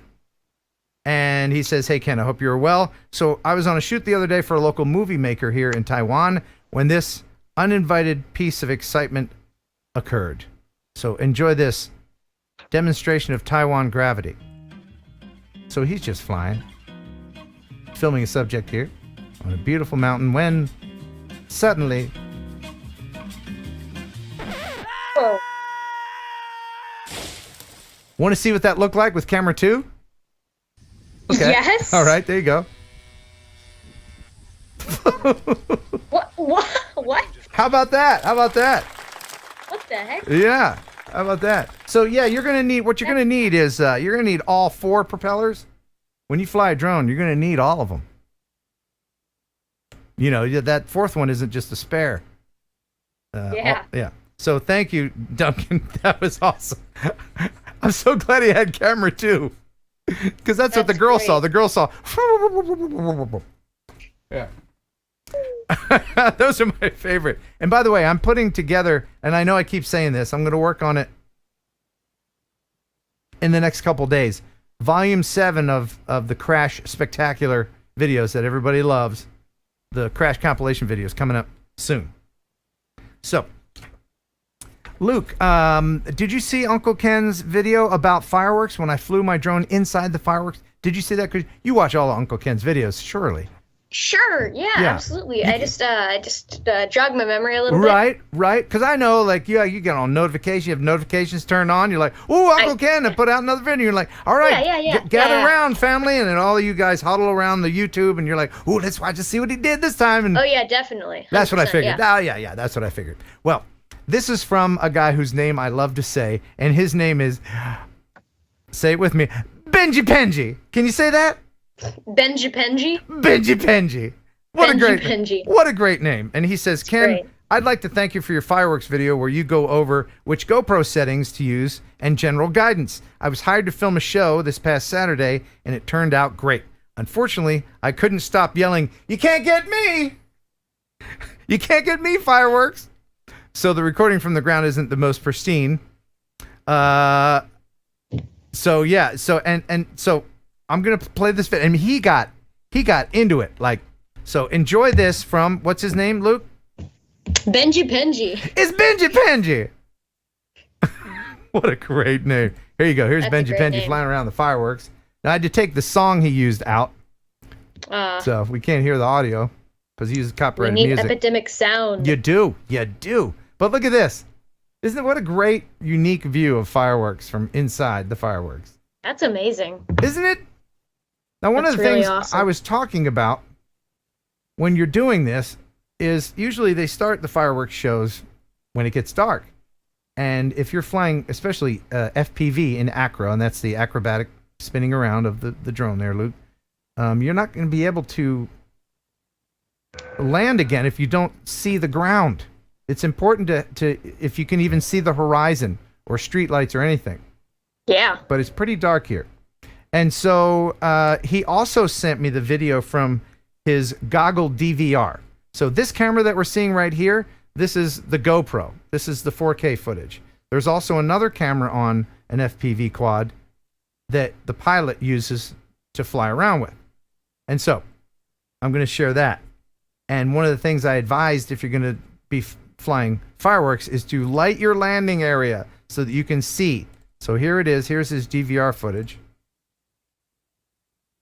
And once the fireworks stops, oh God, where do I land? It's over. I can't see anything.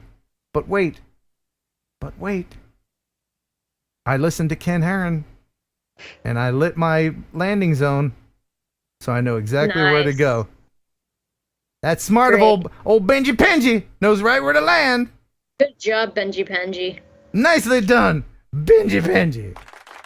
Yeah.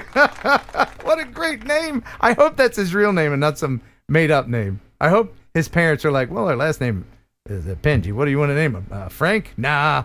Larry? Nah. Let's name him Benji. Really, Benji Penji? I mean, like, yes. Sign me up for that. That's awesome. Thank you, Benji, for sending. Please send more videos just so that I can say your name. That's fantastic. All right. Okay. Luke, I'm going to let you decide again. Okay. Do you want to see a drone crash in Bangkok, or do you want to see a broken drone fly up way high real fast? Well, I want to see a broken drone fly up way high real fast. Who doesn't? All right. This is from Carolyn Tyler, RC. She says, hey, Ken, testing the Caddx Peanut on a quad, I went up the master slide a little bit, only the interface on the phone decided to pull it to full. So she's making adjustments on her drone via an app on her phone, and there was a little slip, and it took off. She said, to the moon, baby!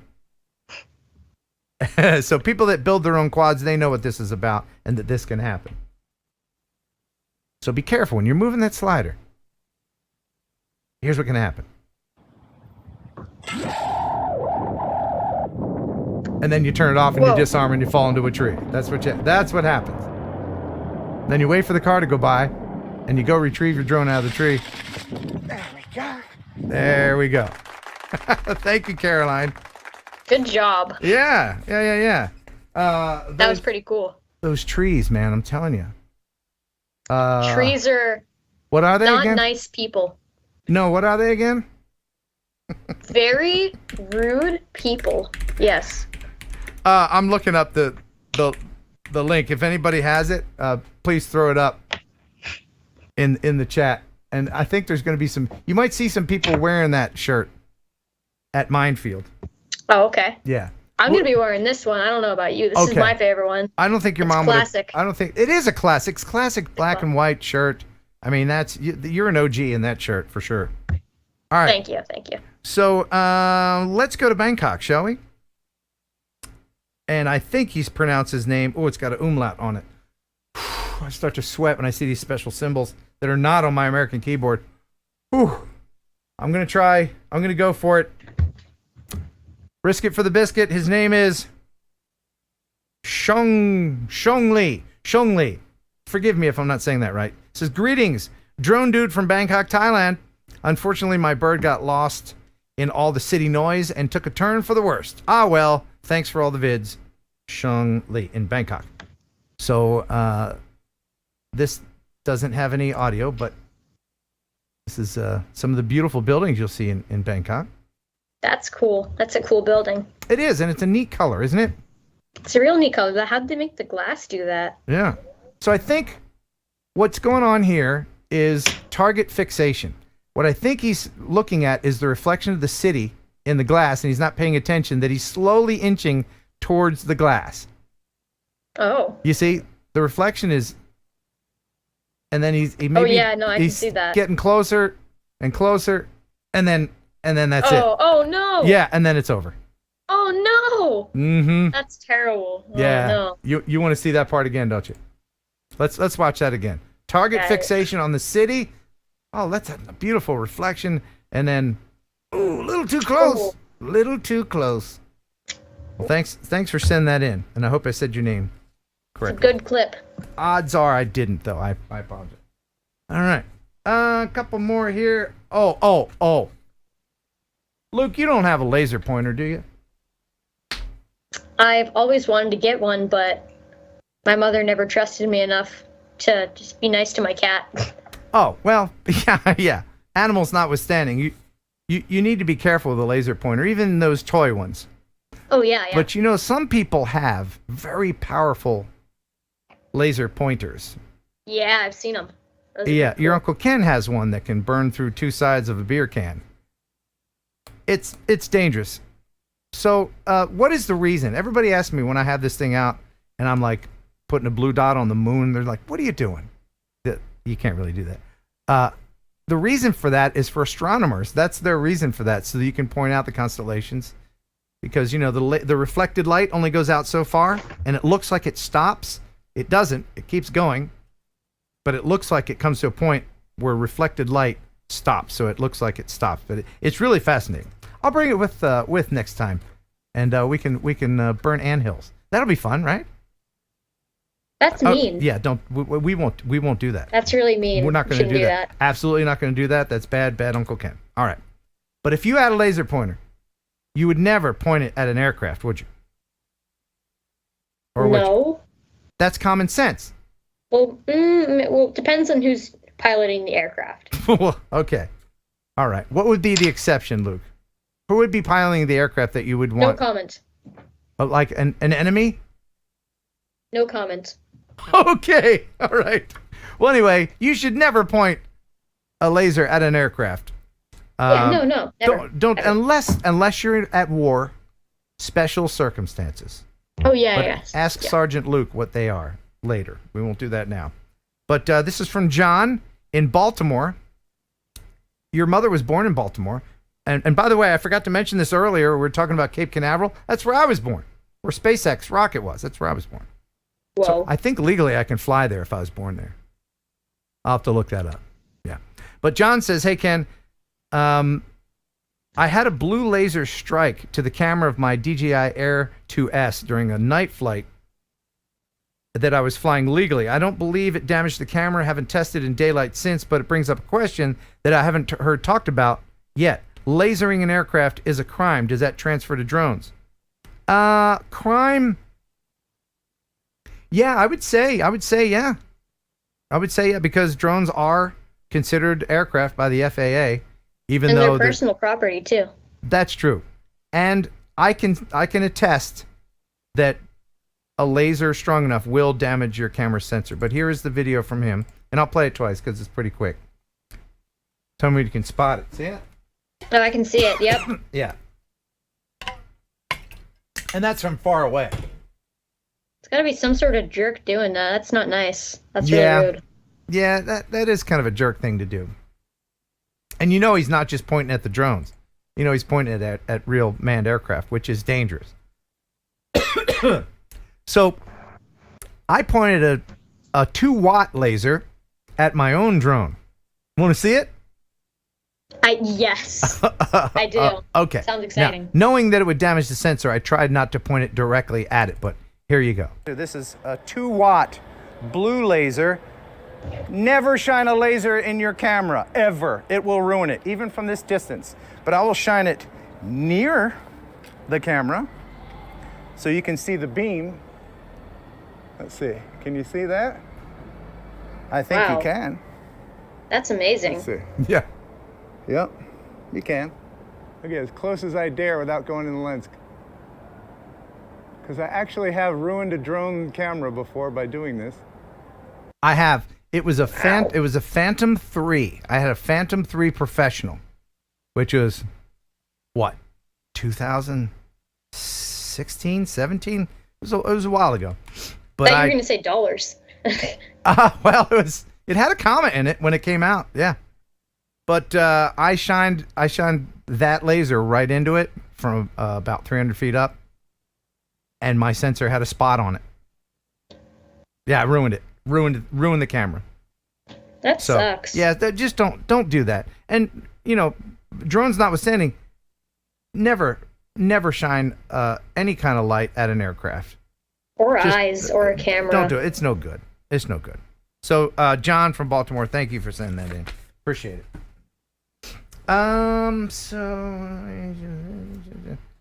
right. Let's see one more person flying into a tree. Let's do that. All right, sure. This is from Rob Patrick. He said he flew into a tree, but was able to wrench it from the grip of that horrible, horrible tree. Because trees are what, Luke? Not nice people. Mm-hmm. Yep. That's exactly what's on the t-shirt. Yeah. So he's just flying around, minding his own business, having a beautiful day. View. Yeah. Uh-oh. Return home kicked in. Oh, no. Oh, no. Oh, right into the tree. Oh, no. Ah.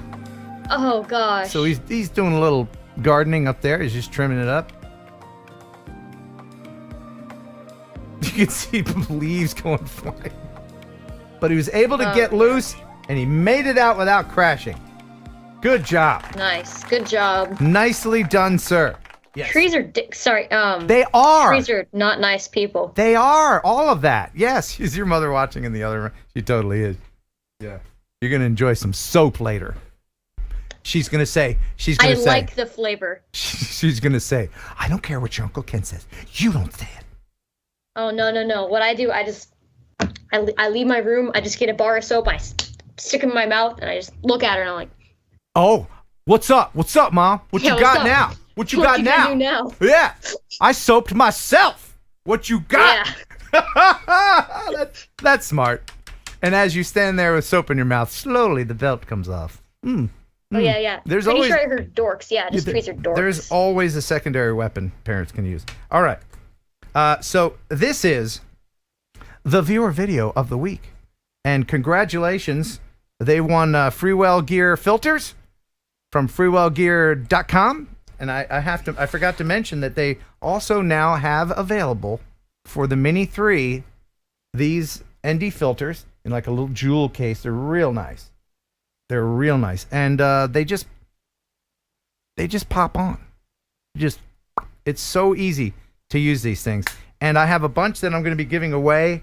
That they hooked me up. Freewell Gear did. Freewellgear.com. They gave me a bunch of these to give away at Minefield. So there's lots of prizes to win. August 20th, Saturday, August 20th, Brownsville, Tennessee. Be there or be square. All right. So the winner is viewer video of the week is Josh Hood. Congrats, Josh Hood. And he says, Ken, this is one of my favorite places to fly along the Mississippi River. And it's not the DJI POS this time. And of course, my music is not crap because I used Epidemic Sound. Links in the description for an entire free 30 days to just try it and see if you like it. So here it is. Congratulations, Josh Hood, the viewer video of the week.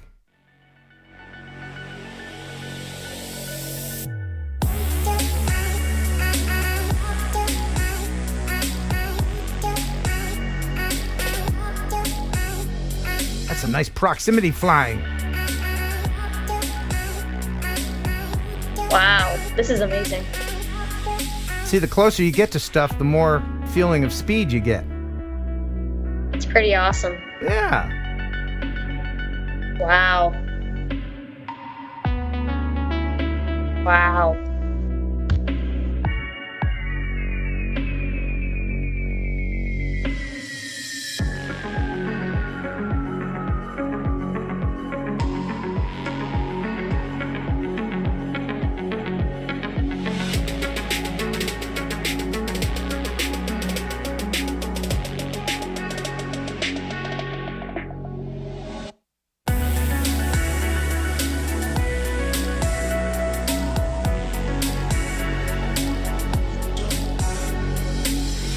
That's awesome. Thank you very much, and That's congratulations, amazing. Josh. Nice location, nice wall ride there. Oh, good job. Man, wow. that was good. Luke, you doing all right? I'm doing fine. doing Yeah, all right? I mean that last video really woke me up. It was like, It did. whoa, I'm that's awesome. I'm jazzed. I need to calm down. We probably all need to calm down. So let's go ahead and calm down and take a dip into the Raz. The Raz chamber. Let's all hop in here because, you know, this is a safe place to be. This is a good place to be as we lower ourselves down into blue and purple goo with the bubbles. Oh, so it tickles. Oh, it gets all those special places. If you have a boo-boo, it will heal it. If you're a little gassy, please refrain, because there's only one rule. here in the Raz Chamber. You can do anything you want here, Luke, but there's only one rule. What is that one rule? No farting in the Raz. Please do not fart in the Raz Chamber. Now sit back and enjoy.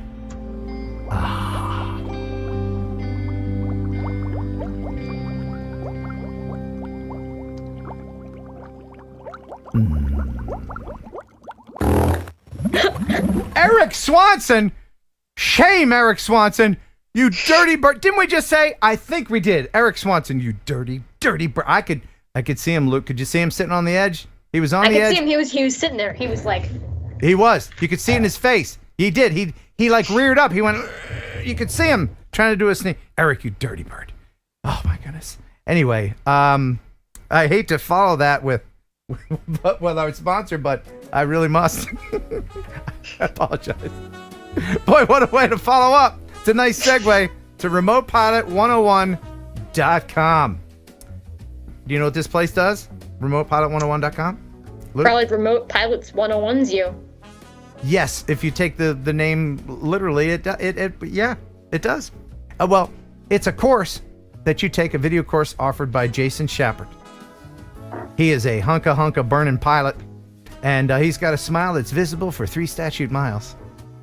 And he wears 2 watches, and he knows everything there is to know about taking the test and the knowledge you need to know. The FAA is changing up what you need to know. There's questions all the time. Become Part 107 certified. Make money with your drone legally so that you can afford a quiet computer. That's right. I muted so you could finish I know. the sponsor I segment. appreciate that, Luke. You're so thoughtful. Use Heron 18 to get 30% off. And that's about $104. That's good forever. So when you have to take the recurrent test, they're always updating. You know, the FAA, they'll try to trick you. That government, they'll be like, oh, man. They'll try to trick you. But they can't fool you if you have the knowledge you get from remotepilot101.com. That's right. He's pointing to his brain because that's where the knowledge is stored. That's right. This is Jason Shappert. Look at him. That tanned goddess. You could just tell how good smelling he is. I mean, that's a good guy there. And you can meet him. That's amazing. You can meet him at Minefield. He will be there. remotepilot101.com. Love you. Mean it. And so will I. I'm going to be there too. That's right. Now, will you be signing autographs this time, or do you have an autograph stamp, or will you be doing them by hand? A lot of you people. bring a pen and paper, and I'll sign your autograph. Sure, you know. Or now, are you going to have one of your interns do that, or are you going to have a stamp? You know, No, I'll do it myself. I know my fans. It's okay. Oh, they want the real. They want the real deal. Yeah. Okay. All right. Because they will appreciate that. Now, a lot of time, I have to ask, if you do get an autograph from Luke here, please don't sell it on eBay. That's just insulting. You don't want to see your signatures sold on. You know, if you sign a drone or something, you don't want to see that on eBay, right? I would be very sad. That would be very sad. Because he signed that in good faith. And there you are trying to make a profit on his name. Does he see any of that money? No, he doesn't. I'm really going down the rabbit hole on that. Okay. So is there anything? Let's see. Your bedtime's coming. Oh, yeah, just a couple minutes. We're going to. Did I do that? Did I click that? And we did that. We did that. We did that. Oh, I want to remind everybody to please become a member if you haven't already, because the bonus content featuring Nephew Luke here is primo, fantastic bonus content. And then you'll have access to all the other bonus content. And my goodness, look at here. Tammy Jean. Oh, girl, you're looking good in your 9-piece. Tammy Jean. She's a celebrity in her own right. Want to thank you for the $10, girl. Ah, girl. She says, hey there, Ken. Are you going to stop by my live stream tonight? She's having a live stream after my live stream. Did you know that there's a live stream before my live stream and a live stream after my live stream? There's bookends on this TNL thing that we do. Wait, so you go to another live stream after this live stream? Yes, and they're nice enough to not do the live stream at the same time I'm doing mine. Isn't that nice? That's so nice. We kind of share the audience. So there's Brent, Ariel's before, and then there's old Tammy Jean afterwards. It's a nice little live stream sandwich. You just want to eat it up. Awesome. All right, Luke, give us that final and best joke that you have. Hit us with it. Well, you see, I was gonna tell everyone a joke about time travel, but no one liked it. Ah! That's awesome. I like that one. I like that one a lot. I wonder why. Well, didn't I tell you that one? Yes, I you think told I it did. Yeah, to me 3 times. 3 times. Well, depending on when I'm traveling to, I only told it to you once, or I didn't tell you yet.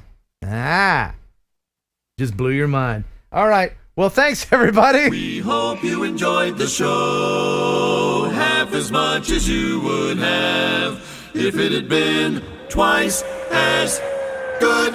All right. Thanks, everybody, for your support. As always, I really do appreciate it. We got 5 new members tonight.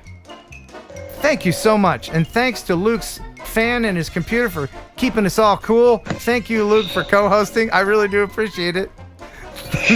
Thanks to No problem. I had a fun time. Thanks to my sister for letting him do it.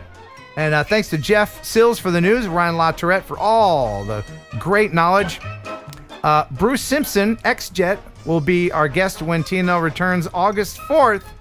Until then, love you, mean it. Thanks for watching. Thanks for subscribing. Buh. And bye.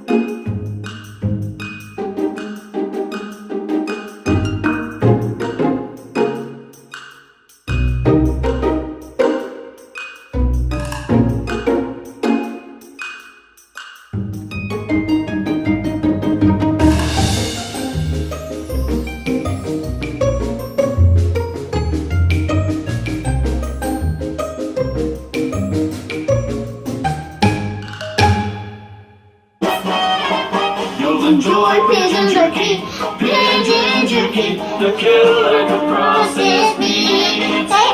Enjoy pigeon jerky, and you'll give your family a treat. Establish nutrition to help them grow, and it's full of fiber to make them grow. You'll enjoy pigeon jerky. A tail like a process meat. Yeah. That was so funny.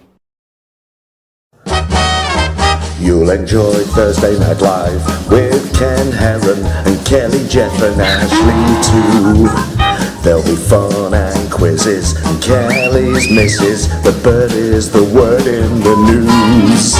It's the #1 live stream, it's got pizzazz. There's only one rule, don't fart in the rats. If you think it's funny, super chat some money, 'cause TNL is here for you.